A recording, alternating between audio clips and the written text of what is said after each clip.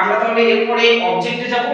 Object কাকে বলে সেটা আমরা জেনে নেব খুব সহজভাবে। অবজেক্ট কি, অবজেক্ট কোথায় কোথায় ব্যবহার হয় এবং আমরা কেমন ভাবে একটা অবজেক্টকে খুব সহজে চিনতে পারি সেটা আমরা জেনে নেব। দেখা যাক অবজেক্ট কি। দেখো তাহলে আমরা সাবজেক্ট জেনে এসেছি, আমরা প্রেডিকেট জেনে এসেছি। আমরা যে বাক্যর এক্সাম্পলটা দিয়েছি সেই এক্সাম্পল দেওয়ার আগে আমি অবজেক্ট নিয়ে দু চার কথা বলে দিই, তাতে তোমাদের বুঝতে সুবিধা হবে। অবজেক্ট কি? দেখো বাংলাতে আমি অবজেক্ট মানে লিখেছি, অবজেক্ট মানে হচ্ছে কর্ম। কর্ম মানে কি? কর্ম মানে খুব সহজ বাংলায় যদি আমরা বলি, মানে গোদা বাংলায় যদি আমরা বলি, তাহলে কর্ম বলতে আমরা কি বুঝি? কর্ম বলতে বুঝি কাজ করা। কে কাজ করে? মানে সাবজেক্ট যে কাজটা করবে সেটাই হচ্ছে কিন্তু অবজেক্ট। এটা আমাদেরকে মাথায় ঢুকিয়ে নিতে হবে যে সাবজেক্ট, একটা সাবজেক্ট মানে বাক্যের মধ্যে যেটা ব্যবহৃত হয়, যে বাক্যটাকে পরিচালনা করে, সে যে কাজটা করবে সেটাই হচ্ছে অবজেক্ট। অত্যন্ত সহজ মনে হলেও এটা অনেক সময় কি লাগে, অনেক সময় আমাদের কাছে অত্যন্ত কঠিন হয়ে যায়। বিশেষ করে যখন আমরা ভয়েস চেঞ্জ করতে চাই, তখন আমরা অবজেক্টকে মানে অবজেক্টের সাথে অন্যান্য বিষয়গুলো আমরা গুলিয়ে ফেলি, যার কারণে কি আমরা অবজেক্ট খুঁজতে আমাদের একটু ভুল হয়ে যায়। আপাত দৃষ্টিতে আমি একটা সহজ উদাহরণ দিয়েছি। দেখো I am making a doll, এখানে যে কেউ বলে দিতে পারবে অবজেক্ট কি, যদি যারা একটু জানে খুব সহজেই বলে দিতে পারবে যে এই ডলটা হচ্ছে অবজেক্ট। কিন্তু এখন প্রশ্ন হচ্ছে এই ডলটা কেন অবজেক্ট হলো, মেকিংটা কেন অবজেক্ট হলো না, অ্যামটা কেন অবজেক্ট হলো না? আরে এক্ষুনি তো বলে এলেন যে এই ডলটা হচ্ছে প্রেডিকেটের মধ্যে পড়বে, বাক্যের সাবজেক্টকে বাদ দিয়ে বাক্যের বাকি অংশটুকুটাকে প্রেডিকেট বলা হয়, তাহলে এই ডলটা আবার অবজেক্ট কি করে হয়ে গেল? এরকম বহু প্রশ্ন আসতে পারে। আমি ওই জন্যই আমি একটা সহজ উদাহরণ দিয়ে বোঝাবার চেষ্টা করছি। দেখো আমি আগে যেটা বলেছিলাম প্রেডিকেট মানে সাবজেক্টকে বাদ দিয়ে, এখানে সাবজেক্ট হচ্ছে আই, এই আইটাকে বাদ দিয়ে বাক্যের বাকি অংশটুকুকে কি বলবো আমরা? প্রেডিকেট বলবো। কিন্তু এখানে তোমাদেরকে মনে রাখতে হবে একটা প্রেডিকেটের যে অংশটা, সেই প্রেডিকেটের অংশের মধ্যে কি কি থাকে?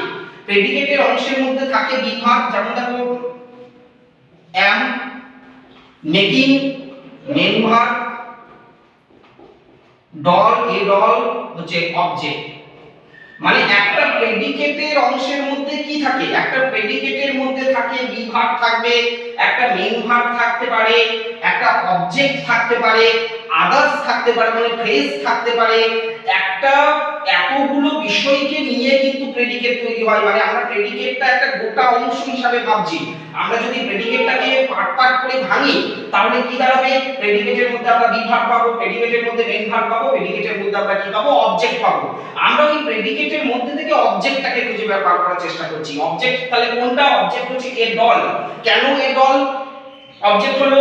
কারণ সাবজেক্ট কোন কাজটা করছে? সাবজেক্ট পুতুল তৈরি করার কাজটা করছে। আমি প্রথমেই বলেছি যে সাবজেক্ট যে কাজটা করে তাকে আমরা অবজেক্ট বলবো।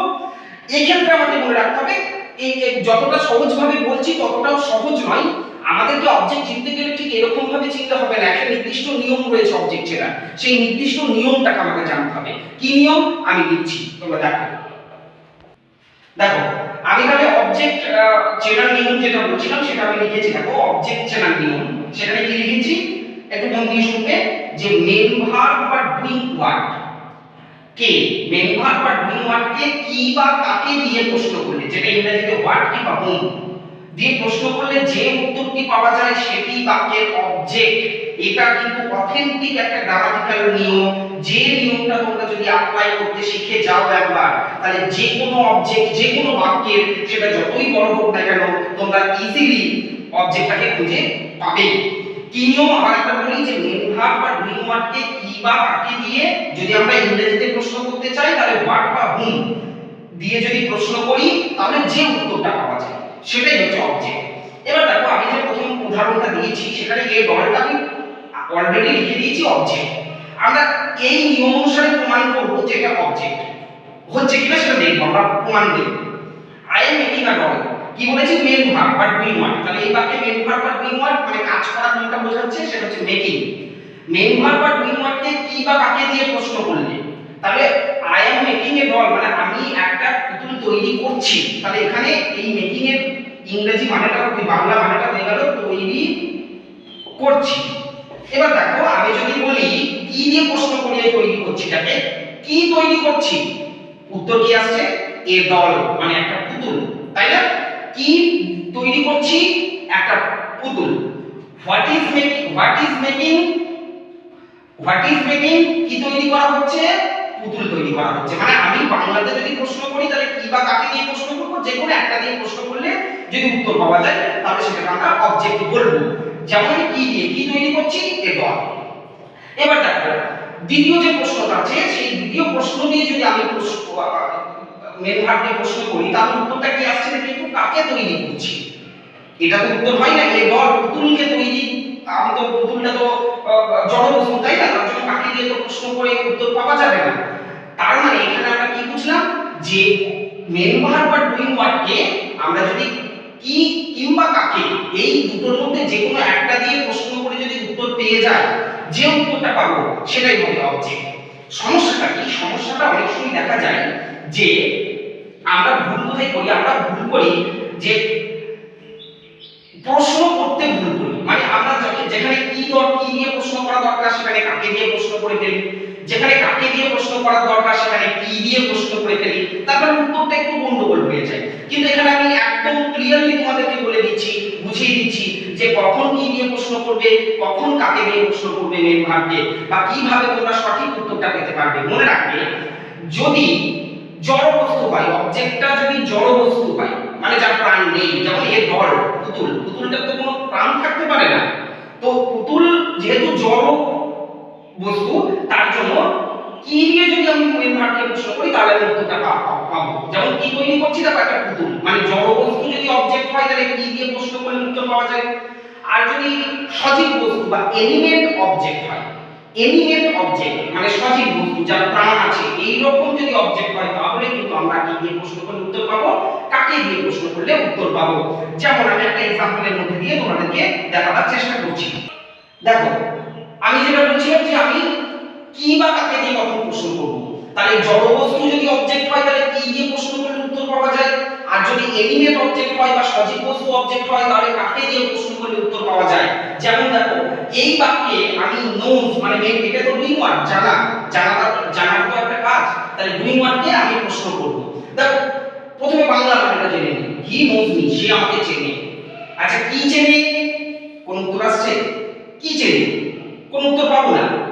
কিন্তু আমি যদি বলি কাকে চেনে, কাকে দিয়ে যদি এটাকে প্রশ্ন করি নোজটাকে বা ডুইং ওয়ার্ডটাকে, তাহলে উত্তর কি চলে আসছে? মি, আমাকে চেনে। তার মানে মিটা হয়ে গেল কি? অবজেক্ট। বুঝতে পারলে? তাহলে মানে যেটা এনিমেট অবজেক্ট বা সজীব বস্তু হবে সেই অবজেক্ট যদি হয় তাহলে কাকে দিয়ে প্রশ্ন করলে উত্তর পেয়ে যাব আমরা। আর যদি জড় বস্তু বা ইনএনিমেট অবজেক্ট হয় তাহলে আমরা কি দিয়ে প্রশ্ন করলে আমরা উত্তর পাবো। এরপর আসি আর একটা সমস্যার কথা। অনেক সময় দেখা যায় যে একটা বাক্যে অবজেক্ট খুঁজতে গিয়ে মানে আমি কি বা কাকে দিয়ে বাক্যে প্রশ্ন করার পর দেখা যায় কি দিয়ে প্রশ্ন করলে উত্তর পাওয়া যাচ্ছে, আবার কাকে দিয়ে প্রশ্ন করলে উত্তর পাওয়া যাচ্ছে। একটা एग्जांपलের মধ্যে দিয়ে বুঝাই। দেখো তাহলে যে সমস্যাটার কথা বলছিলাম, যে সমস্যাটা কি? যে কখনো কখনো দেখা যায় একটা বাক্যের মধ্যে আমরা কি দিয়ে প্রশ্ন করে উত্তর পেয়ে যাই, কাকে দিয়ে প্রশ্ন করে উত্তর পেয়ে যাই, তখনই আমাদের একটা কনফিউশন চলে আসে যে অবজেক্ট মানে কি হবে। এই ক্ষেত্রে ঘাবড়াবার কিছু নেই, আমি যে নিয়মটা বলছি সেই নিয়মটা ভালোভাবে শুনবে। দেখো এই যে উদাহরণটা দিয়েছি এখানে তোমরা যদি ভার্ব বা যে ডুইং ওয়ার্ড সেই ডুইং ওয়ার্ডকে যদি কি দিয়ে প্রশ্ন করো তাহলেও তোমরা উত্তর পাবে, কাকে দিয়ে প্রশ্ন করো তাহলেও উত্তর পাবে। মানেটা কি একটু জেনে নিই। They sent me a box, তারা পাঠিয়েছিল আমাকে একটা বাক্স। তাহলে এটা সেন্ট পাঠিয়েছিল, এটা একটা ডুইং ওয়ার্ড। এবার দেখো আমি যদি বলি কি পাঠিয়েছিল তাহলে উত্তর চলে আসছে এ বক্স। আমি যদি বলি কাকে পাঠিয়েছিল তাহলে উত্তর চলে আসছে দেখো মি, আমাকে। এখন নিয়ম শিখে এলাম যে কি দিয়ে কিংবা কাকে দিয়ে প্রশ্ন করলে যদি যে কোনো একটা দিয়ে প্রশ্ন করলে যদি উত্তর বেরোয় তাহলে অবজেক্ট হয়।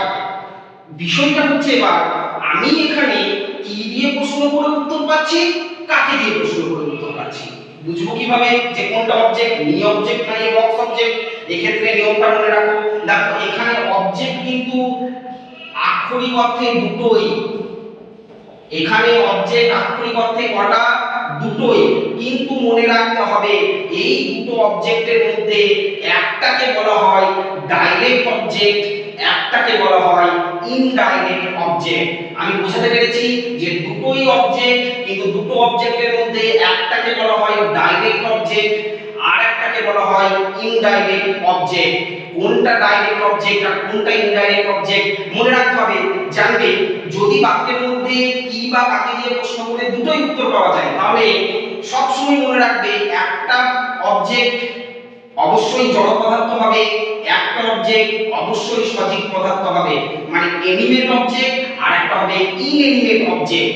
এনিমেট অবজেক্ট যেটা হবে সেটা হবে ইনডাইরেক্ট অবজেক্ট, মানে আমাকে, এই যে অবজেক্টটা এটা প্রাণীবাচক অবজেক্ট, তার জন্য এটা হয়ে গেল কি, এটার নাম হয়ে গেল ইনডাইরেক্ট অবজেক্ট। আর যেটা জড় বোঝাবে, জড় বস্তু বোঝাবে, যেমন এ বক্স, ঠিক আছে, কাকে পাঠিয়ে কি পাঠিয়েছিল, এ বক্স, একটা বাক্স, এটা উত্তর আসছে, এটাও অবজেক্ট, কিন্তু এটা জড় বস্তু, বক্সটা তো চলাফেরা করতে পারে না, তার জন্য এটা জড় বস্তু।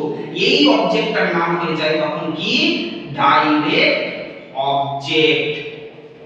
এটার নাম কি হয়ে গেল, ডাইরেক্ট অবজেক্ট। ইনডাইরেক্ট অবজেক্টের আর একটা নাম হচ্ছে পার্সোনাল অবজেক্ট। কি বললাম, পার্সোনাল অবজেক্ট, মনে থাকবে।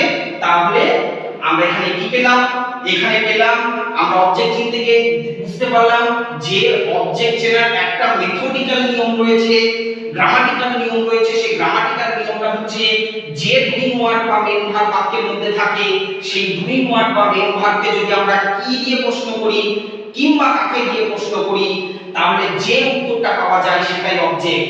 দ্বিতীয় ক্ষেত্রে কি জানলাম, যে যদি কি এবং কাকে দিয়ে প্রশ্ন করে দুটোর ক্ষেত্রে উত্তর পাওয়া যায়, তাহলে মনে রাখতে হবে অবজেক্ট দুটোই, কিন্তু সেখানে দুটো অবজেক্টের ভাগ হয়ে গেল।